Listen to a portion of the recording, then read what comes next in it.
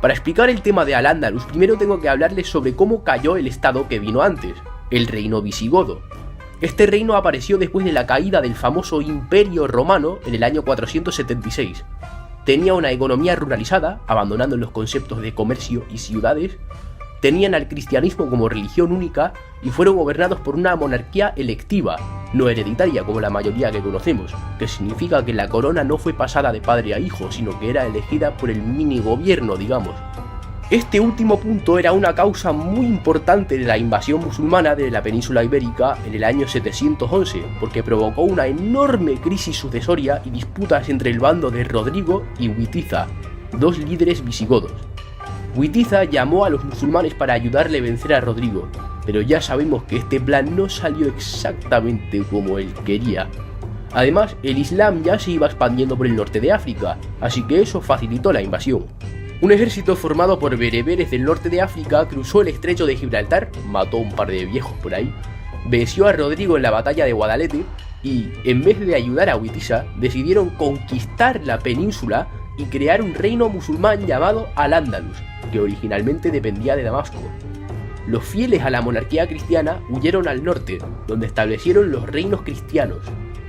Al-Ándalus no era un emirato o estado independiente hasta 756, con la llegada de Abdelrahman I y sus colegas.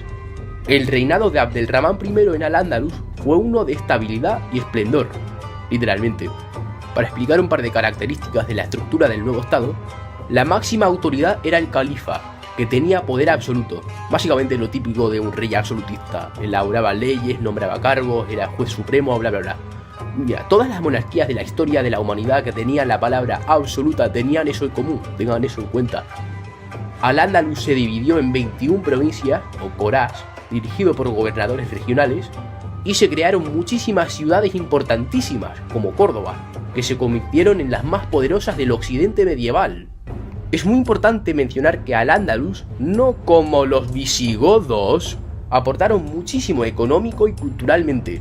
Introdujeron el regadío y varios tipos de frutas y verduras, y se desarrollaron el comercio y la artesanía.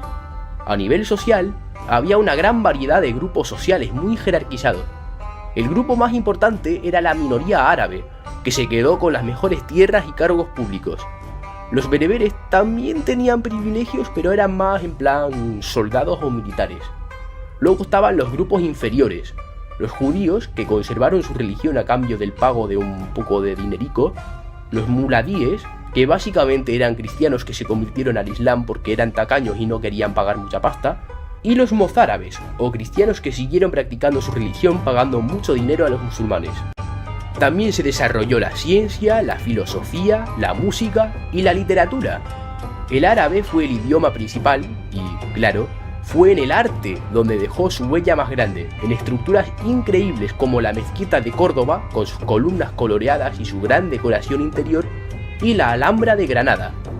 A pesar de todo este éxito, Al-Ándalus entró en crisis a comienzos del siglo XI, debido a que las clases altas empezaron a conseguir más poder que el califa. Se nota que los Borbones de Francia no aprendieron de este error. Y los bereberes empezaron a rebelarse con la ayuda del reino cristiano de Castilla, porque estaban en contra del monopolio de poder que tenía la aristocracia árabe. De esta forma, los conflictos internos de Al-Ándalus y su desintegración eventual facilitaron la reconquista cristiana de los territorios. Al-Ándalus desapareció en el año 1031, y lo único que quedaba del régimen islámico huyó hacia el sur, en Granada, que permaneció hasta 1492, tras la unión dinástica de Fernando de Aragón e Isabel de Castilla. A partir de entonces, la península era totalmente católica. Muchas gracias a todos.